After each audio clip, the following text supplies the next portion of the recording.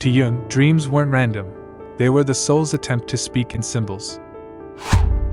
Have you ever woken up from a dream that felt so vivid, so strange, that it stuck with you all day? Maybe it didn't make sense logically, but something about it just felt important. Carl Jung believed that those dreams weren't just mental noise. They weren't random. To him, dreams were a message from the unconscious, delivered in the only language it knows, symbols. He saw dreams as a bridge between our waking life and our inner world, a secret conversation with the soul. Unlike Freud, who thought dreams mostly represented repressed desires, Jung believed dreams were far more spiritual and meaningful. He saw them as a natural function of the psyche, almost like an internal compass trying to guide us back to balance. When life gets chaotic, or when we're out of alignment, the unconscious speaks up. And the way it speaks? Through myth, metaphor, and archetype. That's why dream interpretation, to Jung, wasn't about surface-level meaning, it was about depth.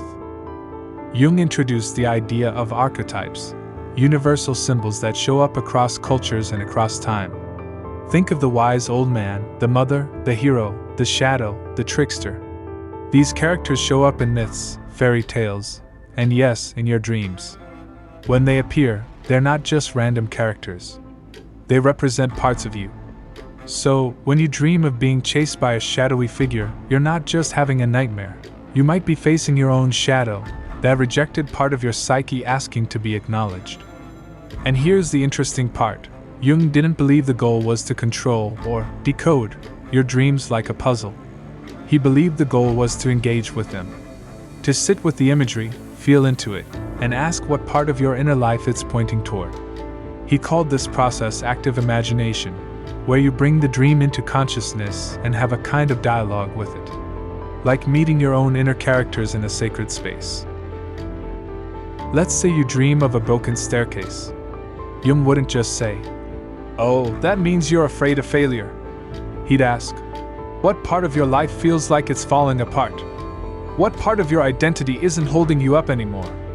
Dreams don't give answers in words, they give them in pictures. Your job isn't to translate them like Google Translate. Your job is to feel into them and see what resonates. Because only you know what the dream is trying to show you. Jung also believed that dreams serve a balancing function. If your conscious life becomes too one-sided, too logical, too rigid, your dreams will often swing in the opposite direction to restore psychological equilibrium. So if you're someone who's always composed, serious, in control, don't be surprised if your dreams are wild, chaotic, or even embarrassing. That's your unconscious trying to bring your emotional self back online. It's not sabotage, it's medicine. That's the power of Jung's dream theory. It treats dreams as something sacred. A reflection of your soul's desire to grow, evolve, and return to wholeness. Jung even said that some dreams are prophetic, not in a mystical way, but in the sense that they point to future possibilities or challenges. He believed the unconscious often knows things before we do. It's tuned into a deeper rhythm. So when we dream, we're not escaping reality. We're touching a hidden layer of it. Many of Jung's patients found healing not through talk therapy alone, but through their dreams. He would encourage them to record and revisit them. Patterns would emerge. Recurring figures. Strange themes. And as they worked with these images, they slowly reclaimed lost parts of themselves. One patient might rediscover a sense of creativity. Another buried grief. Another, a forgotten desire for freedom. Dreams, in that way, became maps of the soul. If you've ever felt stuck in life, try this. Start paying attention to your dreams. Keep a notebook by your bed. Write them down the moment you wake up, even if they make no sense. Don't filter them. Over time, you'll start to notice themes, recurring settings, maybe even symbols that speak directly to something going on inside you. And as Jung would say, the more you dialogue with your dreams, the more you discover who you really are beneath the surface. Carl Jung didn't see dreams as random brain static. He saw them as a message from the deepest part of the psyche, an invitation to come closer to your true self.